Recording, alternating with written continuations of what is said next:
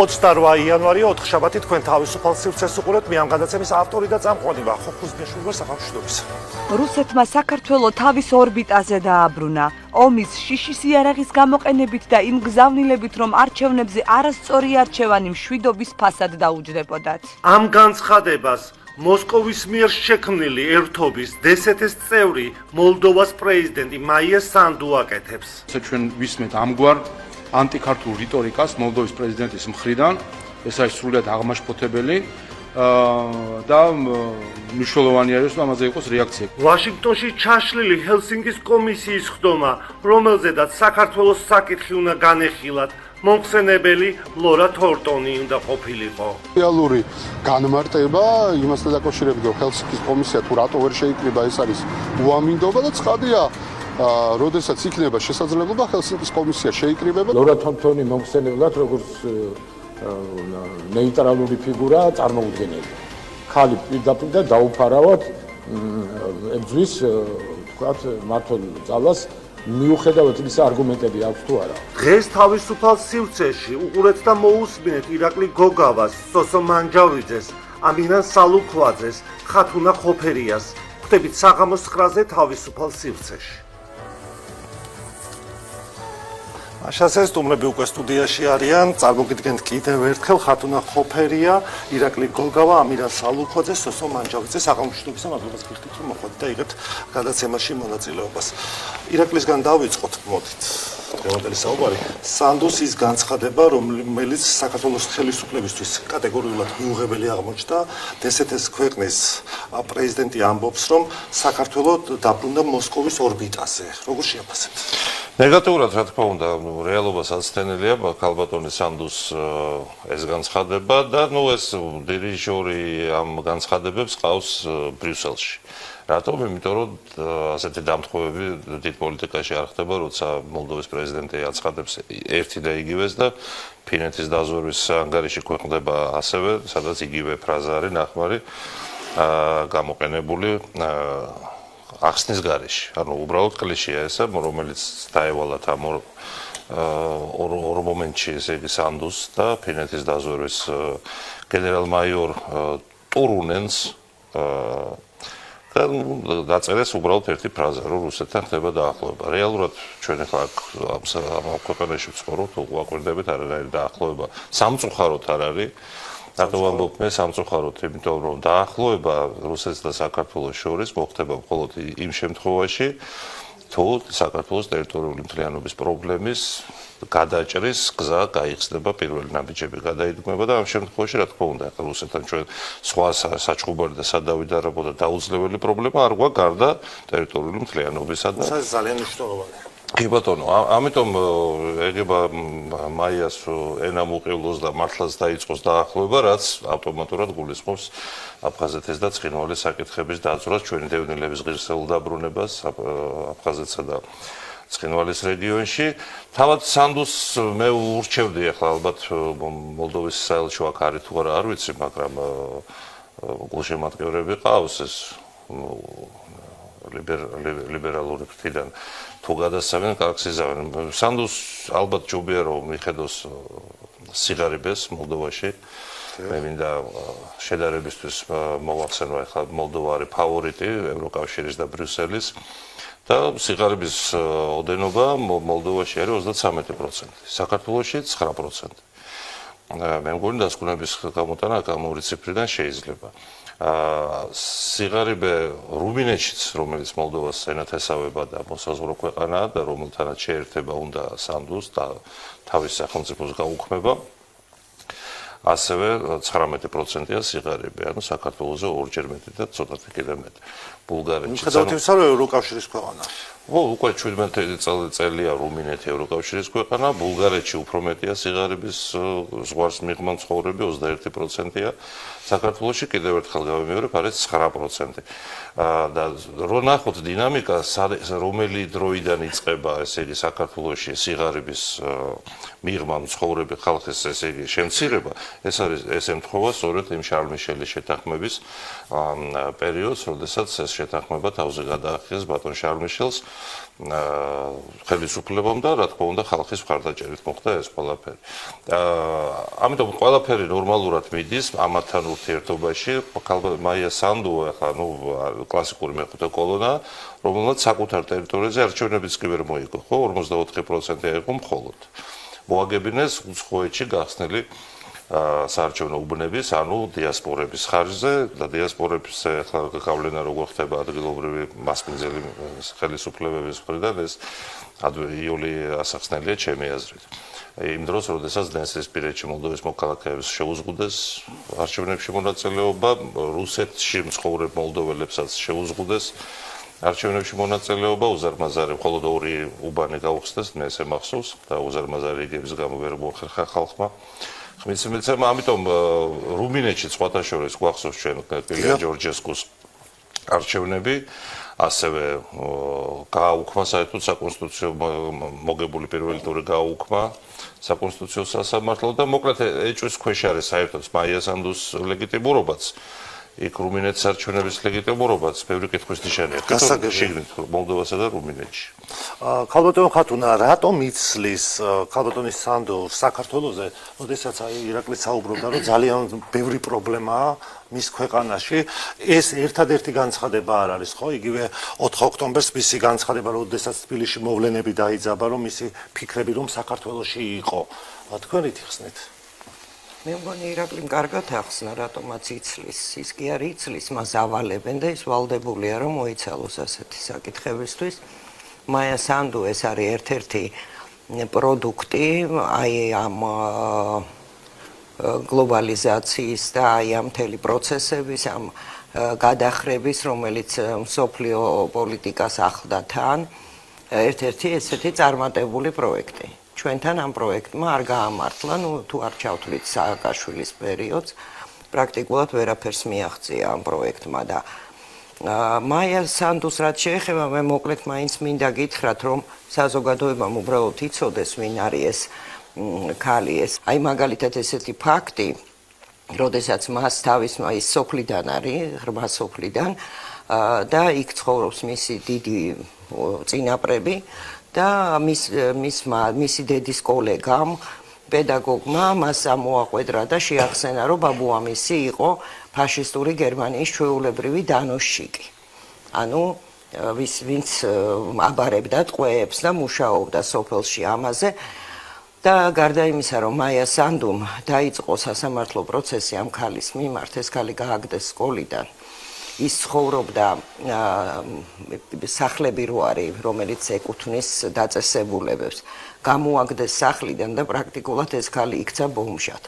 აი ამ ამბების შემდეგ ის რო არის ტირანი ჩვეულებრივი მაია სანდუსთან დაკავშირებით ამას ამბობენ, ეს არის დაუნდობელი პიროვნება, რომელსაც აი ამ თავისი კარიერის გარდა არაფერი არ გააჩნია და ეს კარიერა მან დაიწყო ჰარვარდში, შემდეგ მუშაობდა მსოფლიო ბანკში და აქვს სერიოზული სკოლა, დაზვერვის სერიოზული სკოლა აქვს გავლილი და ეხლა ის თელ აი ამ თავის გამოცდილებას ახმარს იმას, რომ როგორმე დაეხმაროს საქართველოს შიდა მტრებს და საქართველოს გარე მტრებს, რომ ჩემს სამშობლოში, ვახო, მე და შენ სამშობლოში გამოიწვიოს ის პროცესები, რომელიც მის სამშობლოში უკვე დიდი ხანია მან დაიწყო.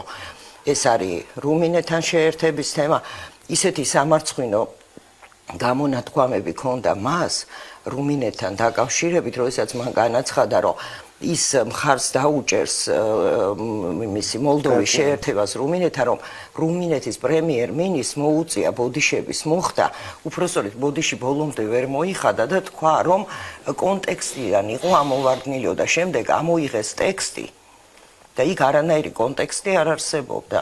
ეს იყო ჩვეულებრივად გამართული წინადადება, რომელიც მან ჩამოაყალიბა. აი ეს პიროვნება არის მაია სანდუ და ის არის ახალისებული. აი საინტერესოა, მე არ ვიცი, მე არ წამიკითხავს ირაკლი რაღაც დოკუმენტი რო ახსენე. ფინეთის დაზვერვის. მე ვფიქრობ, რომ აი ამ ჰელსინკის კომისიასთან დაკავშირებით იქნებოდა რაღაც გარკვეული ისინი აქცენტები ჰელსინკიზე ცალკე დავსავკეთ მინდა შესწორება შევიტანო, რომ იქ არ არის საუბარი დაახლოების თემაზე. მან პირდაპირ თქვა საქართველო გადავიდა რუსეთის გავლენის ქვეშ. მან პირდაპირ დაუგდო ბრალი და ეს არის უმძიმესი ბრალდება, რომელიც აი ამ პოლიტიკურმა ძუკნამ წამოაყენა ჩემი სამშობლოს და ჩემი ხელისუფლების წინააღმდეგ. პარადოქსი არ არის, როდესაც DST-ში არის ამენწელი და სხვაზე ლაპარაკობს, სხვა ქვეყანაზე ლაპარაკობს? რა თქმა უნდა, პარადოქსიც არის და მე ვფიქრობ, ეს არის ესეთი პოლიტიკური დანაშაული. სოსო, თქვენთან გავაგრძელებ ამ თემაზე საუბარს. მაინც მოვისმინეთ, რომ ეს დავალება არის ირაკლის და ხათუნას ამ პრინციპში ერთი ხაზი აქვს. თქვენ მაინც ხომ არ გაქვთ რამე განსაკუთრებული პოზიცია იმაზე, რატომ არის დაინტერესებული საქართველოს? ნუ ეს ერთ კაბინეტში დაგიგმილი ის არის. ჩვენ უკრაინა, საქართველო და მოლდოვა გეოპოლიტიკურად ერთ კონტექსტში განიხილებოდა და ეს ახალი ამბავი არ არის. შესაბამისად, ახლა დავაკვირდეთ იგივე რასაც აკეთებს სანდუ, რასაც აკეთებს ზელენსკი, ეს ერთი და იგივე კონტექსტი, რასაც აკეთებენ ბალტიისპირული სახელმწიფოები. ახლა ეს აღმოსავლეთის პარტნიორების პროექტია ცნობილი, რომელიც სიკორსკია მისი ავტორი სხვათა შორის და იქ ჩვენ ერთ კაბინეტში წყდებოდა ჩვენებად ამ დროს საქართველო ტრაგიკულად ამოვარდა ამ ჯაჭვისგან, ესე იგი და რამაც გამოიწვია ქალბატონი ეს აგენტი სანდუს აღშფოთება და ბუნებრივია ახლა ის თავის ეს დედალი სააკაშვილია, ეს კაბიანი სააკაშვილი ჩვეულებრივ ერთი და იგივე ზუსტად ერთი და იგივე პატერნებით მიხდება მართვა იქა.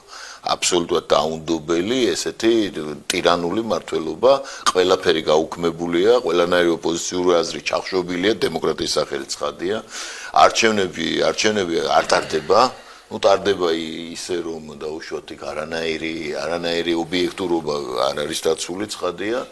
ნუ აქედან გამომდინარე, ბოლო არჩევნები მოლდოვაში ხო ეს ქრესტომატიული მაგალითი იყო, რუმინეთს არ იყოს. იმიგრანტების ზოგადად მინდა ვთქვა, რომ ეს ორივე ეს ბულგარეთის, რუმინეთის, მოლდოვაც, უკრაინაც ეს მართლმადიდებლური ქვეყნებია, სადაც ძირითადი რელიგია არის მართლმადიდებლური ქრისტიანობა. და ხო ის აუცილებლად და ზუსტად და ჩვენც სხვათა შორის ხო ის აუცილებლად და ზუსტად ამაცემების განსაკუთრებული დაწოლა. ესეც უნდა გავითვალისწინოთ. და განსაკუთრებული ცინიკური ფორმებით თავს მოხვევა მთელი რიგი, ესე იგი ამ ძალადობის პირდაპირ თქვენ ძალადობენ მოლდოველ ხალხს, რომელსაც უსურვებ განთავისუფლება სანდუს ტირანიისგან, ისევე როგორც რუმინელ ხალხს და ისევე როგორც სხვა ხალხებს, რომლებიც ამ მონსტრის სინამდვილეში, რომელსაც წარმოსახავდნენ რაღაც იმათ რა ქვია ნათლის ანგელოზად უეცრად გამოუჩნდა ღვჯოლები აშკარად ესე იგი და დავინახეთ იქ ღვჯოლებიანი კონჩიტა ვიურსტი იმის მაგივრად რა ქვია ნათლით მოსილი იმის არსების მაგივრად რომელსაც წარმოაჩენდნენ აქ ჩვენი საზოგადოებრივი აზრის წინაშე.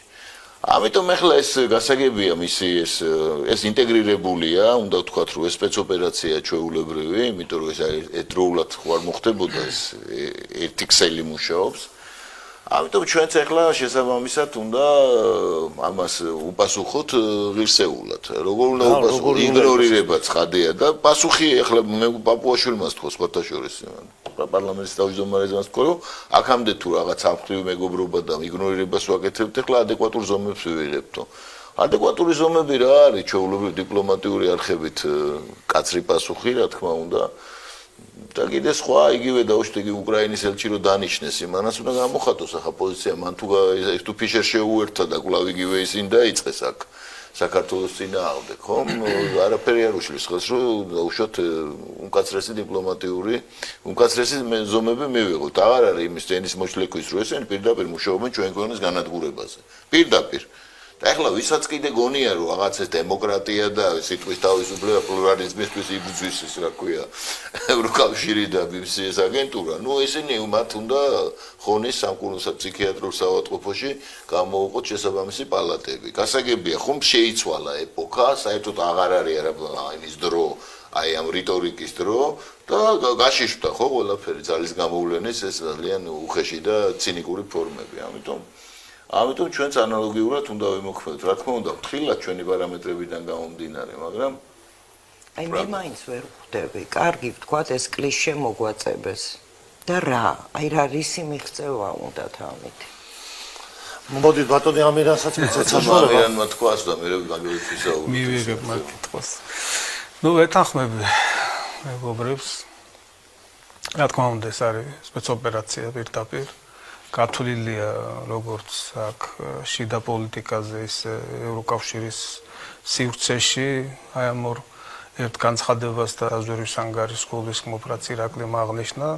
დაემატა თუ არ ვსწრები დღეს იყო ხომ გაფართოების ანგარიში, სადაც საქართველოს არის ამოვარდნილი. ამას უნდა მოუყვეს მერე შიგნით აქ ოპოზიციის ხმაური, რომ აი არ ვართ, ანუ იქედან ამოვარდით, აქედან ეს ამბობს, რომ ეფექტი დაუშვათ ოპოზიციის ხმაურზე თუ არის ეს ყველაფერი, ეფექტი ხო უნდა მოყვეს რამე ოპოზიციის ანგარიშს და რა ეფექტს ხედავენ? აი ოპოზიცია სად არის მაშინ? მადუროს მოადგილეს ვიცე-პრეზიდენტს უწოდა ახალი ხელისუფლება და პატივისცემას იმსახურებს, რომ ანუ აუქმებენ იმ კანონს, რომელიც უგო ჩარლზის დროს არის მიღებული ამერიკული ნავთობ კომპანიების წინააღმდეგ. ანუ აი ეს პროცესი მიმდინარეობს.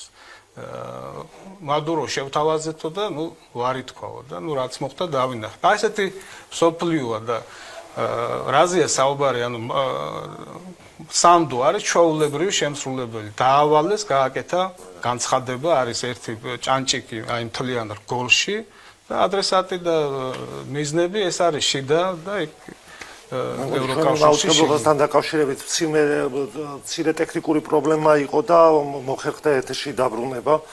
რეპლიკა შეიძლება ეთერში ვართ ხო, რომ მითხრას გადაცემის რეჟისორმა? ეთერში ვარ. ტექნიკური პრობლემა იყო მცირე, დიახ. რეპლიკა მინდა მაია სანდუსთან დაკავშირებით. განცხადება მაქვს.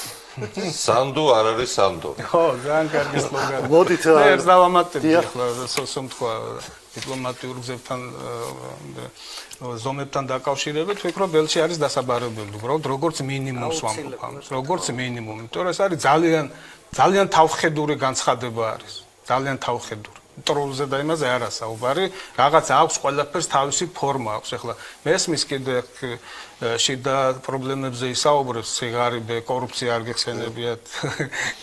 მეორე პრობლემაა და კორუფციიდან კიდე თემა არის, როდესაც ევროკავშირი მიღწევებზე საუბრობს და ამბობენ, რომ აი უკრაინა და სანდუ უფრო წინ არიან, ვიდრე საქართველო და მათი რეფორმები უფრო დამაჯერებელია და მოსაწონია ევროკავშირისთვის. როგორ არის, როდესაც აი ირაკლი საუბრობდა, რომ სიგარები უფრო მეტი არის, კორუფციის დონე უფრო მაღალი არის, რა სტანდარტით ხელმძღვანელობა ეხება ეს სოსო? ჩვეულებრივი და თავიანთი, ესე იგი, მახინჯი აბსოლუტურად გეოპოლიტიკური განზრახვების სტანდარტები მიზნებთან, ვინც მათკენ არის, ესე ისინი არიან დემოკრატიულები, ტარდება ეგ საოცარი არჩევნები, არის პლურალიზმი, ჰარმონია, ზოგადად ქმექთამეები არ არიან და ის გაჭირვებულებიც ევროპისთვის გაჭირვებულები არიან. მათ უნდა ისინი არიან ევროგაჭირვებულები და აი ჩვენ თუ დაუშვათ. ანუ ეს სხვა ის არის და ჩვენ ვართ, ასე ვთქვათ, რუსულად გაუჭირვებელები, ასე ვთქვათ, თუ ჩვენ არ გვიჭირს ანუ თუ როგორ არ გვიჭირს, მაგრამ თუ დაუშვათ სამჯერ ნაკლებია ჩვენთან სიგარების დონე და 4ჯერ, ხო? ეს ცუდია. იმიტომ რომ ახლა რა არის ის, რა ქვია, სიგარიპე. ანუ რა არის ის გაუჭირვებლობა, რომელიც ევროპისკენ არ გიბიძგებს. ეს ხომ მოუთმენელია ეს. აი ესეთი იდიოტური აბსოლუტურად სულად წარმოუდგენელი. ხო და სასაცილოა ხო ახლა რაზეა საერთოდ ლაპარაკი? კონტინგენტ შევხედოთ საერთოდ რა ანეკდოტური ფიგურები დააყენა ამ შვაბის იმიდან ინკუბატორიდან გამოჩეკილი ეს სოფლიო ლიდერთა სკოლა რო არის, იქიდან არიან ესენს უყველა და არიან წარმოუდგენელი, თავიანთ ბაბში ცხოვრობენ, წარმოუდგენელი, აგრესიული სრულიად ესე იგი ვერ განიხილავენ მოვლენებს ობიექტურად და ნუ შეაძულეს თავი მთელ სოფლიოს. ახლა თვითონ იქ ევროპაში რაც ხდება, ახლა ნახეთ ხო გამოკითხების შედეგები, მაგალითად იგივე საფრანგეთში. რომელ ადგილზეა პატივცემული ის რა ქვია მაკრონი თავისი საოცარი პიროვნება რო ყავთ იქ ნაპოლეონ მაკრონი. რომელ ადგილზეა? მე-12 ადგილზეა. პირველ ადგილზე ვინ არის? პირველ ადგილზე არის ბარდელა. მეორე ადგილზე ლეპენი. ანუ რო წარმოვიდგინოთ, მაგრამ ისე აქვს მოწყობილი ისე დემოკრატიული სისტემაა, რომ გაიმარჯვონ, საერთოდ მაინც ვერ მოვლენ ხელისუფლებაში. ეს გამორიცხულია, ერთხელ ხო გაიმარჯვოს აგე. ისევე როგორც რუმინეთში. ეს არის ეს თქვა აი ესეთი ჯამბაზობაა კი, ერთგვარი. არის ფაშისტური დემოკრატია, ახლა, რომელიც ამას დაამყარეს და უძახიან დამთავრდა რა. და ამას ახლა როდესაც შენ მაგალითად გაჩვენებენ, რომ აი შენი უნდა იყოს, შენ სამაგალითო უნდა იყოს ის, რაც მოხდა უკრაინაში. აი ზელენსკი, ხო ყავს აქ ზელენსკოფილები ჩვენ, ჯერ კიდევ შემოურჩნენ. აი ეს უკრაინის დროშით რო დარბოდნენ, ზელენსკის რო უყურებდნენ ადამიანი, აი ის რო არა აქვს, აი face control-ი რო აქვს დაფუჭებული სახეზე, ხო რა ამას უყურებდნენ წარმოიდგინე და მისი თაყვანისმცემლები იყვნენ იმის მიუხედავად რომ ეს ადამიანი ყველანაირად ცდილობდა როგორც სანდუ რომ საქართველოს ისეთივე მდგომარეობაში ჩაეგდო როგორც თვითონ ჩააგდო უკრაინელი ხალხი ხო იგივე საკეთებს ახლა ეს სანდუ დავალება აქვს ხათუნა მიკითხა რა ინტერესი აქვს ინტერესი ის აქვს ახლა ვიზესთან გამო სხვათა და სხვათა თავისთავად ხო კარგ მდგომარეობაში ჩაიგდეს ჯერ მარტო ტრამპთან შედეგი შეიძლება დადონ. მე მაინტერესებს რა შედეგს დადებენ. მოგვაწებეს, თქვათ ეს კლიშე. და რა? იქ განწყობა დიდ სისტემაში, რასაც ქვია ეს უზარმაზარი სუპერსისტემა 450 მილიონიანი ის არის გაერთიანება შიგნი ამდენი სახელმწიფოა და იმას ყავს ეს აურჩეველი და არჩეული ისინი ევროკომისარიატი ხო სიტყვად რომელიც ახორციელებს იქ გარკვეულ დღის წესრიგს. იქ გადაწყვეტილება მიღებულია საქართველოს შესახებ დიდი ხნის წინ იქნა გადაწყვეტილება ბაიდენის ადმინისტრაციის დროს, რომ საქართველოში უნდა მოხდარიყო რეჟიმის ცვლა. ამისთვის ყველა ინსტრუმენტი გამოიყენეს. მოდით ჰელსინკის კომისიაზეც გადავიდეთ. აი მაგალითად. ჰელსინკის კომისიას მაგრამ ეს გადაწყვეტილება არ შეუცვლიათ და იგივე საკეთებენ. ეს არის დიდი ინერციული სისტემები. ანუ იგივე ვარიანტი, როგორც სალომე არის მათთვის დღესაც პრეზიდენტი. სალომე ყავთ მათ ხარული განძი. პრეზიდენტის ბლანკზე წერს წერილებს ხალხს, ნუ ეს არის დანაშაულია სისხლის სამართლის. და ჭეშმარიტი ხელისუფლება ხო აბსანძემ ჩამოყალიბდა. მოპარული აქვს პრეზიდენტის ბლანკები, წერს რაღაცებს და აგზავნის სადღაც, როგორც პრეზიდენტი, ნუ ეხა არ ვიცი მეტირება. შენ არა, კი სატირალიცად, მაგრამ კაცო, ტიხანოვსკაიას ხვდებიან კვლავ. ხო, 8%-იან ტიხანოვსკაია. რა პროცენტიან ადამიანი არის ჩვეულებრივი ტიხანოვსკაიას ხვდებიან და ეს ტიხანოვსკაია არის ზუსტად სალომე ზურაბიშვილი და იგივე ყავდათ გუაიდო ვენესუელაში. ანუ იქ სხვა ვითარება გამიგდა. ჰელსინკის კომისიაზე უნდა გასულიყო ხო საქართველოს საკითხი, მთავარი მომხსენებელი იყო ქალბატონი ლორა თონტონი, რომელიც NDI-ის საქართველოს ფილიალს ხელმძღვანელობდა ხო? მისი განწყობებით პრინციპში ცნობილი არის საქართველოს ხელისუფლების მისამართი. ოფიციალური მიზეზით უამინდობის გამო ჩაიშალა ეს. რამდენად უნდა დავიჯეროთ რომ ეს ამინდის გამო მოხდა ეს ყველაფერი? არ გონია რომ თლათ ესე იყოს, თუმცა უამინდობა მართლა არის, მაგრამ ვაშინგტონში იწმინდება გზები. ხო 15 სანტიმეტრიანი თოვლი არის. უსაშველოდ დიდი თოვლი. ქალბატონი ლორას ახლა ვიცნობ, პირადად ვიცნობ, შეხვედრილიც ვართ თბილისში, როცა მოღვაწეობდა, თუმცა მოღვაწეობა ბრჭყალებში. NDI-ის ის იყო ბელადი. და შემდეგ რომელიღაც კიდე დემოკრატი რაღაცა ეგეთ ორგანიზაციაში იყო კიდე. მოკლედ აქედან NDI-დან არც თუ ისე კარგად გაუშვეს, ქალბატონი არის მემარცხენე რადიკალი, ულტრალიბერალი, რასაც ქვია. თუმცა ჩვენი რძალია, ქართველი მეუღლე ყავს. დავით უსუფაშვილის კაბინეტის უფროსი იყო მისი მეუღლე. ნუ აქ ვერაფერი ვერ გააკეთა NDI-ის ხელმძღვანელის ამპლუაში და ეხლა სად არის არ ვიცი სიმართლე გითხრა ლიტვაშიც იყო მოლდოვაშიც იყო აჰა მაკეინის ინსტიტუტში ნავსაყუდელი უპოვია სტიპენდია დაუნიშნა ქალბატონ სალომე მე ერთხელ მქონდა საქმიანი შეხვედრა დელეგაციასთან ერთად და ნუ მისი საუბრიდან აზრი ვერ გამოვიტანე ალბათ ჩემი მინუსია მაგრამ ნუ ვერ გამოვიტანე აზრი ასეთი პერსონაჟების მოსმენა ჩვენთვის არის კონტრპროდუქტიული პრინციპში და ის დრო წარსულს ჩაბარდა, როცა რაღაცა აი კონგრესმენმა განაცხადა, იმან განაცხადა და რა ერთი კვირა რომ მიდიოდა აქ ჩვენთან განხილვები, რა იგულისხმა. ამ დროს აფერი არ იგულისხმა რა არ ესმით, სიღრმისეულად არ ესმით საკითხები.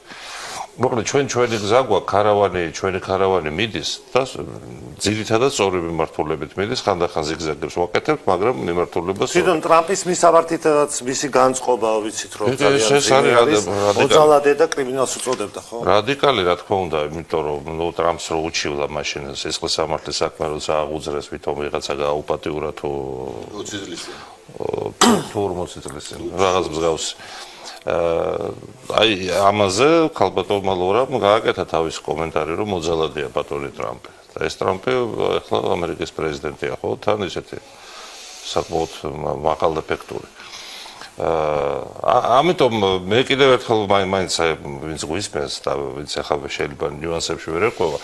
დასავლეთიდან ესეთი განცხადებები საერთოდ ერთ ყურში უნდა შეუშვა და მეორეში ერთი განცხადება მოვიღა, დაწერა კარგა ხნის წინ, რომ ყოველთვის როცა მგონია რომ საქართველოს ნეხშიო, ის კიდევ უფრო ღრმად მიდისო.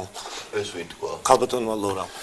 აღსტილი კოკო. ესე თქვა ნეხვის სპეციალისტიც არის და ამიტომ სულ დახვეწილი ლორა. დახვეწილი. ნეხროლოგების, ნუ არ ვიცი ხა სერიოზული კომენტარი ამაზე როგორ შეიძლება. იცი რა არის, აი ხა ის ამინზე რო არის საუბარი. ეხა დასაზუსტებელია, იმიტომ რომ შეიძლება კლიმატი იყოს და შეიძლება პოლიტიკურ ამინზე იყოს საუბარი. მე ვფიქრობ, რომ საუბარი არის პოლიტიკურ ამინზე. ვერ შედგა ჰელსინკის კომისიაში ის ამინდი პოლიტიკური, სადაც შეიძლებოდა იმ დოკუმენტის გადანა. რომან გოცერიძემ და ამიტომაც გადაიტანეს ეს ყველაფერი რა. და სხვათა შორის ეს თემაც დამთავრდება ჩვენი, რომელიც იმან დაიწყო სანდომ არასანდომ, ეს თემაც დასრულდება, მე ვფიქრობ აი ამითი. იმიტომ რომ მე ვფიქრობ ერთის მხრივ ეს ყველაფერი ძალიან კარგი იყო. აი რაღაცა ბედიც გვაქვს იცი იმაში რომ უცებ ატყდება ხმაური ჩვენს გამოვცოცხლდებით ხო ესეა აი მაქსიმალურად იმას ვიზავთ გავერთიანდებით ხოლმე ყველანი და სადაც საჭიროა იქ გებულობენ რა რომ ამაზე მეტი შეტოპვა არ არის საჭირო და გარკვეულ თემებს აჩერებენ რა და იმ ტრის ტრამპიც უნდა მიხვდეს რა ერთხელ და სამუდამოდ რა და დაამთავროს ეხა თუ აკეთებს თითფულს გააკეთოს რა ჩვენთან ფული არ იშოვება რა ჩვენთან კეთდება პოლიტიკა კეთდება მშვიდობა და არის სახელმწიფო რა და დაგველაპარაკოს აი ამ ენით რა ბოლოს და ბოლოს დაზოლაბიდან რას დაამატებდით ამ რაღაც მოხდა იქ რომან გოცერიძის ვიდეო ვნახე Facebook-ზე ფრონტერას დააბრალა რომ რაღაც ლობისტია რომელმაც ჩაშალა აი ამ კომისიის გადაწყვეტილების მიღება და სასაცილო ის არის რომ ფრონტერა შემოვიდა 97 წელს და თვითონ იყო საბიუჯეტო კომიტეტის თავმჯდომარე შევარდნაძის პარლამენტში და ახლა ფრონტერაზე ებრძვის და რაღაცას აბრალებს იქ სასაცილო ხო ანუ რაღაც შიდა ინფორმაცია ეთქობა ამერიკული კომპანია არის ნუ ამის გარდა არ ვიცი კონგრესმენების ვიზიტია ჯერჯერობით არ არის ინფორმაცია ვის ხვდებიან რა მისია აქვთ, რა გზავნილებს ჩამოიტანენ, ნახოთ ახლა. აქ ახლა სამდუმ რამდენი კომისიისთვის რატომ უნდა იყოს მნიშვნელოვანი ამ ქალბატონის მოსმენა?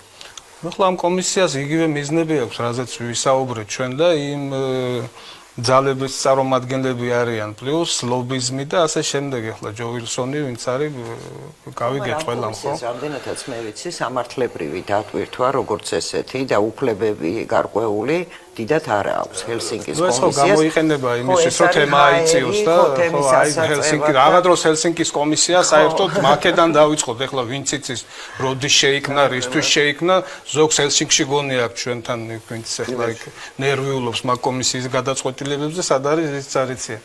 ხო და სწორად ითქვა რა, ანუ აღარ არის ჩვენთან უკვე საინტერესო საზოგადოებისთვის ელჩის განცხადებით ასე ვთქვათ, რევოლუცია აღარ ხდება, რაც იყო ისა განცდები საზოგადოებაში 10 წლების განმავლობაში, ხო? დამთავრდა ეს, ანუ დაგვაფასონ, პატივცენ და სანდუმ და მისნაირებმა დსთ-ში მყოფმა სახელმწიფოების ლიდერებმა რამდენიც არ უნდა ილაპარაკონ, არც ერთი ფაქტი არ არსებობს და იგივე ჰელსინკის კომისიაც ხო იგივეს ლაპარაკობს და სხვაებიც, ხო? არც ერთი ფაქტი არ არსებობს იმისი, რომ საქართველოს ვექტორი შეცვალა სხვა რამ. შეიძლება რიტორიკა შეიცვალა, რაც არ ვიცი კრემლში მოწონთ, იმიტომ რომ აქედან ახლა დედის გინებით და ლანძღვით რაიმე საქმე რომ კეთდებოდეს, ნუ რა ვიცი, ახლა ზელენსკი იქნებოდა ალბათ მიკროფონით ხელში, რომ აი პუტინის დედა, პუტინის მამա. ზელენსკიც არ აგინებს პიროვნულად არ ლანძღავს. ჩვენთან იყო ესენი აი პუტინი და რა ვიცით, რომ ვინც არის ოკუპანტია, ოკუპირებული აქვს.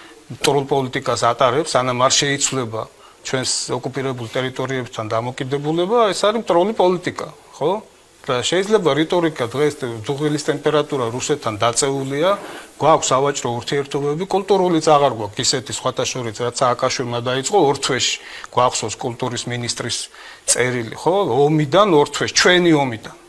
მაგრამ თუმცა ჩვენი ომი არ ყოფილა, ანუ აი უკრაინის ომის მერე განსაკუთრებულად უნდა გაწყვეტო რუსეთთან ურთიერთობები და როცა ჩვენ გადაგვიარა თავზე, ხო? მაშინ პრობლემა არ იყო. ხო? ვიზებიც გაუუქმა და უამრავი სხვა რამ და არც ერთი ფაქტი არ არსებობს იმისი, რომ დღეს რაიმე ვექტორი შეცვლილია. განცხადებები გაკეთებულია. ყველა დონეზე, ყველა მხრიდან და პერიოდულად იმეორებ. ხო და ბურთი არის იქეთ მხარეს და თუ უნდათ გადმოაგდონ აქეთ და თუ არა და მოვიდნენ რაღაც გარშემო როდესაც ცეცხლი არის თქვათ იგივე უკრაინაში, ხა ხედავთ რომ ვითარება დაძაბული არის ირანში. თუ იქ სამხედრო ინტერვენცია მოხდება და დაუპირისპირდება ისრაელი და ამერიკის შეერთებული შტატები, ეს ყველაფერი როგორ შეიძლება აისახოს ჩვენს ქვეყანაზე? ირანის დესტაბილიზაცია იქნება კატასტროფა მთელი რეგიონისთვის, არა მარტო ჩვენთვის, იმიტომ რომ ირანი არის უზარმაზარი სახელმწიფო, არის ღერძული სახელმწიფო რეგიონის. რო წარმოვიდგინოთ აი ევრაზიას, რო შევხედოთ, აი ირანს რა ადგილიც უკავია და ახლობით შევადაროთ შეიძლება აი დაუშვათ ევროპაში გერმანიის ადგილს, ცენტრალური მნიშვნელობა არის მთელი გზა გასაყარია ირანი ამ ევრაზიის სივრცეში. უზარმაზარი მნიშვნელობა აქვს ჩინეთისთვისაც, რუსეთისთვისაც და თურქეთისთვისაც და ასე შემდეგ. ასე რომ ახლა ირანის დესტაბილიზაცია ცხადია არის კატასტროფა, გეოპოლიტიკური კატასტროფა იქნება. ისიც ცხადია რომ გარკვეული განზრახვები არსებობს ირანის ფრაგმენტაციასთან და იქ ფრაგმენტირებულ და დასუსტებულ ირანთან მიმართებაში გარკვეული გეოპოლიტიკური განზრახვები აქვს, ასაგები აქტორებს გულისხმობს პირველ რიგში შეერთებულ შტატებს, რომლის საზღვაო არმადა მიემართება ირანისკენ და განზრახვები გასაგებია. ახლა პირველი ომი ნახეთ, რაც მოხდა, ნახეთ ახალი ჰიბრიდული ომის ოპერაცია, როდესაც მოხდა ერთგვარი, მოდით ასე ვთქვა, ხვალშეწირვები ორივე მხრიდან, ანუ რთული თამაში. პირველ რიგში დაიწყო ხომ ეს ჰიბრიდული ომის, ანუ რევოლუციური პროცესი. იქნა შეგზავნილი სხვადასხვა ირანის ცენტრალური ხელისუფლების მოწინააღმდეგე ეთნიკური, რელიგიური ჯგუფების წარმომადგენლები, რომლებიც განადგურებული იქნა, ძირითადი მათი ნაწილი, ამავე დროს გამოვლენილი იქნა ის ძალები, რომელიც ირანს აქვს დაუშვათ იმ შემთხვევაში თუ ხელახლა დაიწყება ეს ოპერაცია, იმიტომ ირანის წინააღმდეგ არა მარტო ჰიბრიდული ოპერაცია დაიწყება, ანუ დაიწყება სადაზვერვო ოპერაციები, დაიწყება პირდაპირ დაბომბვები და ასე შემდეგ, ყველანაირი ოპერაცია. დღეს ისრაელის პრემიერის განცხადებაც იყო, ხო, ირანს შეუთვალა, რომ თუ გამოიყენებს ისრაელის მისამართით ძალას, რომ საოცრებას მოახდენს ისრაელი. ხო, არა, ისრაელი რო საოცრებას მოახდენს, გასაგებია, ეს გამოიყენებს ისრაელის ყველაფერს. ეს ახლა ძალიან ბევრი ანალიტიკოსი მაგალითად ამ მოქმედებებში აბსოლუტურად არაპროვოცირებული ახლა რეალურად თქვა, ახლა რაც ხდება, ამას არანაირი საფანელი იდეოლოგიურიც არ აქვს. ანუ აქ ხო არ არის ახლა დაიწყო ყველასთვის გასაგებია რაც მოხდა, ხომ? დაიწყო დაუშვათ ეს ჰიბრიდული რევოლუციის გამოწვევა ვერ მოხერხდა ესა და ახლა მიდის ეს რა ქვია არმადა ამხელა და ტრამპი იძახს უნდა დავარტყა. რატო უნდა დაარტყა? უნდა დაარტყას, იმიტომ რომ ეგრე ჭირდებათ და მორჩა და გათავდა. აი ესეთ ამ სოფლიოში ამერიკის პოზიცია ვიცით. ეხლა ის რომ დაუშვათ ამან შეიძლება გამოიწვიოს კატასტროფული შედეგები, არავის არ აინტერესებს როგორც ჩანს. აინტერესებს ახლა ეს ჩინეთს, რომელიც დამოკიდებულია დიდწილად ამ ჩინეთის მთელი გეოპოლიტიკური პროექტები ამ შემთხვევაში ერთი სარტყელი, ერთი გზა და ასე შემდეგ და ამგვარად მათ შორის ეკონომიკური განვითარების პროექტები ძალიან დიდ ზიანს მიიღებს ამის შედეგად, იმიტომ რომ 20%-ია დაახლოებით იმპორტი ჩინეთიდან ირანული ნავთობპროდუქტების, თუ არა და ირაკლი არ მომცემს და ზუსტ ციფრებს ის იტყვის.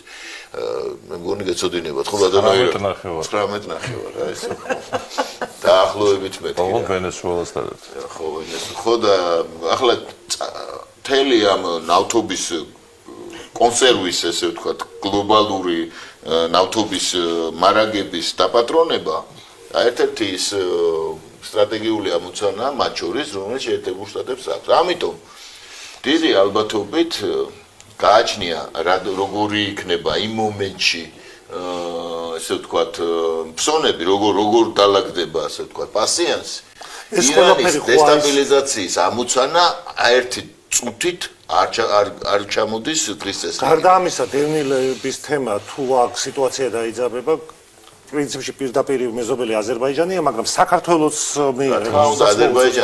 იმ შემთხვევაში თუ დაუშვათ ამოდენა მონსტრი, ამოდენა სახელმწიფო დაუშვათ, გამოდის ოქროდან 92 და ესე იგი რომ გამოდის რომელიც კვილებამდე შეიარაღებულია და იქ არის სხვადასხვა ეთნიკური ჯგუფები, ხუზისტანია, ბელუჯისტანის განთავისუფლების არმია, მოგეხსენებათ ქურთისტანი, ირანის, რომელიც ესაზღვრება ხურთისტანებს, აზერბაიჯანი, სადაც ასევე მუშაობს, ხო, გასაგებია სპეცსამსახურები. წარმოვიდგინოთ ახლა ეს რომ დაიწყოს ომი ყველას წინააღმდეგ, ეთნიკური კონფლიქტები, რელიგიური კონფლიქტები, ამას ჩათრეულ იქნება მთელი რეგიონი და ცხადია სამხრეთ კავკასიაც. ახლა ზოგიერთები აქ რაღაც მითოლოგიურ ქიმერულ საფრთხეებზე რომ ლაპარაკობენ, მაგაზე ყოველთვის ვსაუბრობდით ჩვენ, რომ ირანის დესტაბილიზაცია არის საქართველოს და ამიერკავკასიისთვის ყველაზე დიდი საფრთხე.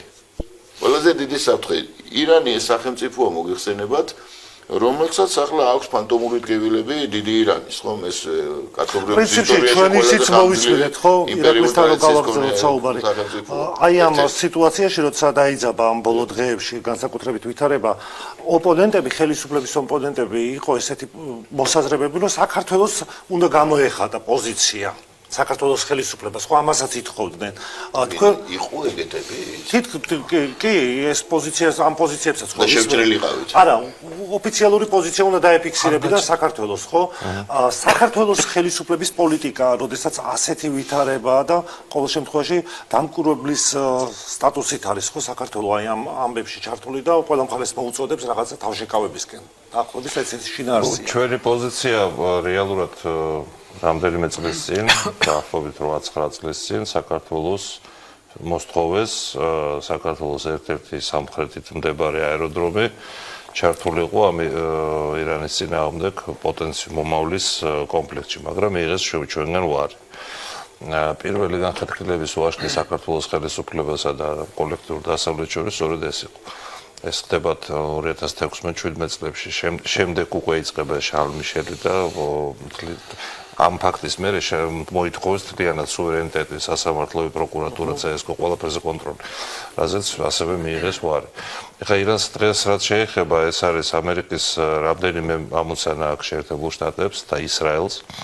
ეს არის პირველ რიგში მიდგომა არსებობს ასეთი, რომ სოფლიოში უნდა იყოს მხოლოდ ერთი ავტარქიული სახელმწიფო. დანარჩენი დიდი სახელმწიფოები მაქსიმალურად უნდა დაიშალოს. რაც გააკეთეს ერაყში მაგალითად, სირიაში, ლიბიაში. იგივე უნდათ ირანისთვის, რომ დაიშალოს მარტივ მომრავლებად. ეხლა რამდენად ეს უკვე ტექნიკური საკითხია, ტაქტიკური საკითხი უпроსორად. არსებობს იქ სამხრეთ აზერბაიჯანი, არსებობს ქურთისტანის ოსომ ჩამოთვალა, ბელუჯისტანი, არაბებიც ბევრია, ლურისტანი, გილანი და ასე შემდეგ. მაგრამ ეხლა ხდება რა, სიახლე რა არის.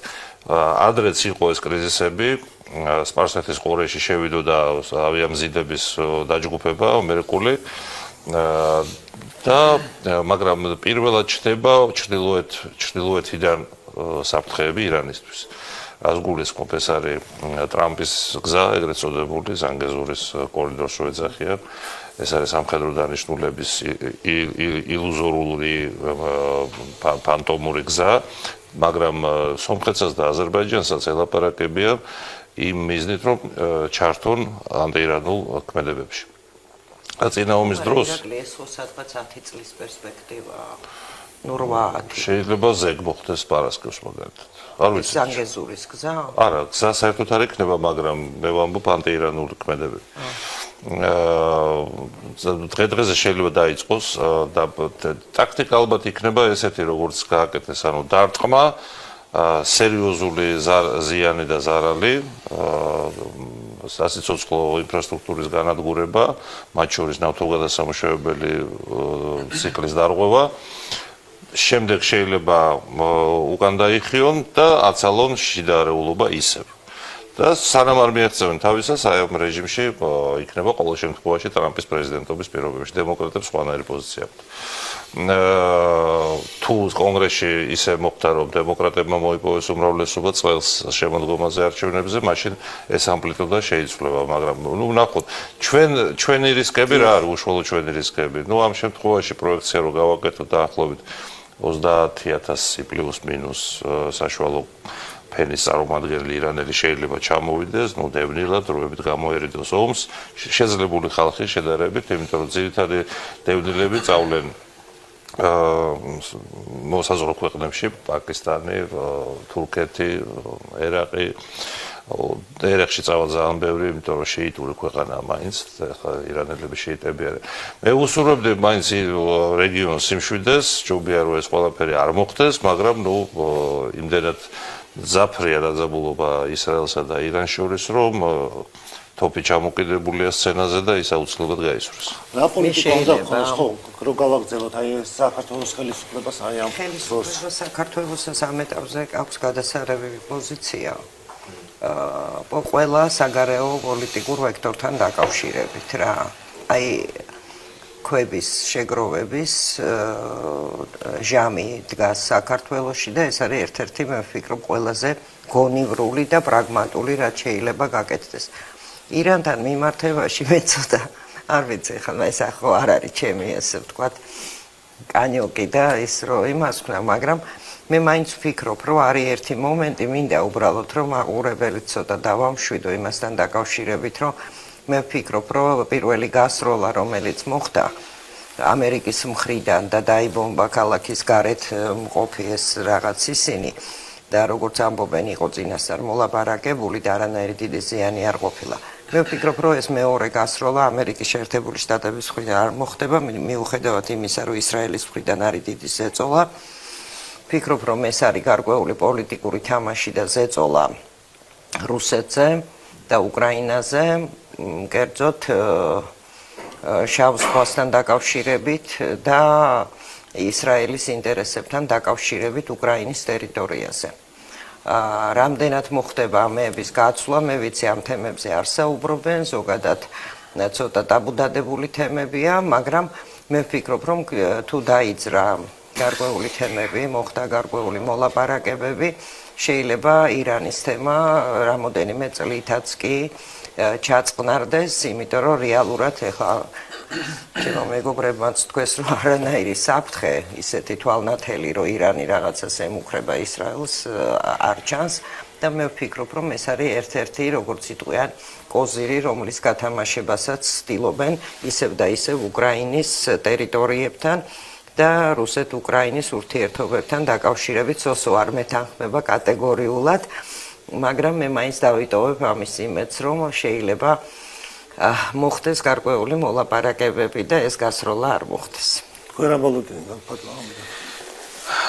თუ ტრამპის დღევანდელ პოსტს გავითვალისწინებთ, ისევ გარიგებას თავაზობს ეს მისი მეთოდია, ანალოგიურად იყო ვენესუელას თავაზობდნენ გარიგებას, არ წავიდა გარიგებაზე.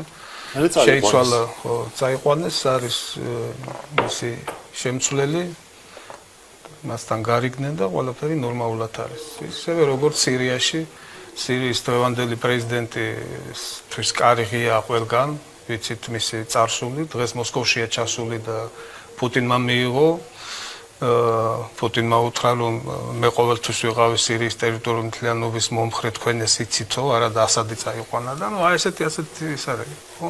და ტრამპიც ელოდება პასუხს ირანიდან და პასუხი გავეგონეთ ჩვენ რომ ირანი ჯერჯერობით არ მიდის მოლაპარაკებებზე და აქედან გამომდინარე ახლა ჩიხში იქნება მაშინ ტრამპი თუ ვერ მიაღწია თავის საწალდეს რაც აქვს გაცხადებული, მაშინ გარკვეულ რაღაც საჰაერო ოპერაციებს ველოდები.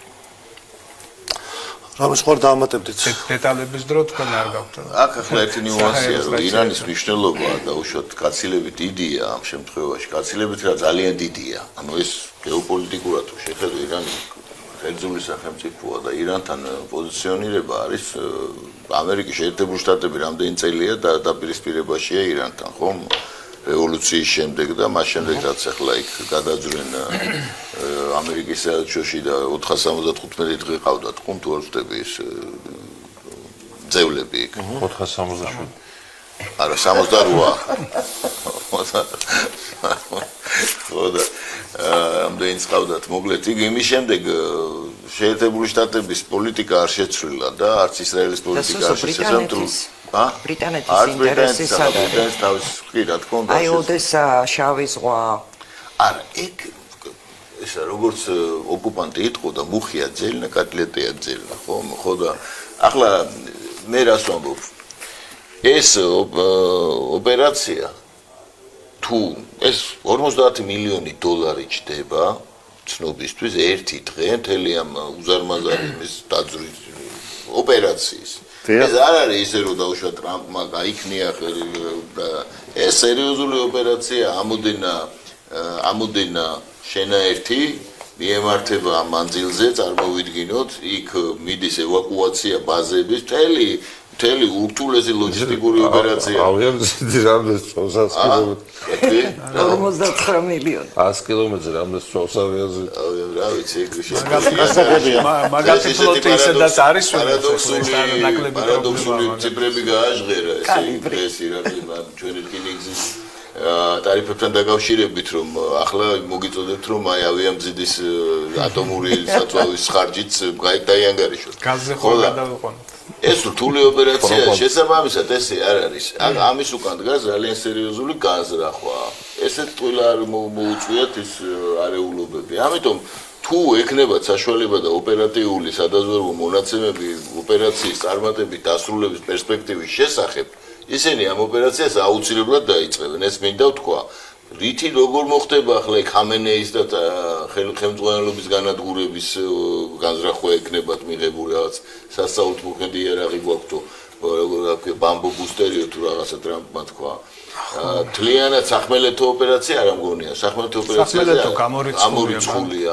შესაბამისად ისინი იმოქმედებენ ჰიბრიდული ომის საშუალებებით რადგან ირანი აცხადებს რომ ყველა საშუალებას გამოიყენებენ და ირანი ახლა არის რაკეტების ერთ-ერთი ყველაზე მსხვილი მწარმოებელი მსოფლიოში და მათ შორის ძალიან სერიოზულ ჰიპერგერით რაკეტებს ამზადებენ და ავიენები ამბობენ რომ არავით არის ირანული ატომური პროგრამა ვინ შეიძლება იყოს ირანის პარტნიორი ისრაელი ირანის არა მგონია ვინმე შეიძლება პარტნიორი აღმოჩნდეს პარტნიორი არა ხანმოკლე ომში არა მგონია ჩინეთმა თუ მოახერხა ხა ჩინეთი მოგეხსენებათ იქ რა ხდება ხო ჩინეთში ზოგადად არსებობდა სამი ყველაზე დიდი ადგილი შუაგული ევროპა ან უკრაინა ტაივანი და ირანი ამაზე რა ვიცი რომ ამდენი წელია ამაზე საუბრობთ ხო აი ეს არის სამი მთავარი სამკუთხედი ასე ვთქვათ აი ხო არის ცეცხლოვანი რკალი ვულკანური აი გეოპოლიტიკური ანუ არის ამისი მოლოდინი არსებობს რომ შეიძლება ჩაერთოს ჩინეთი თუ ასეთი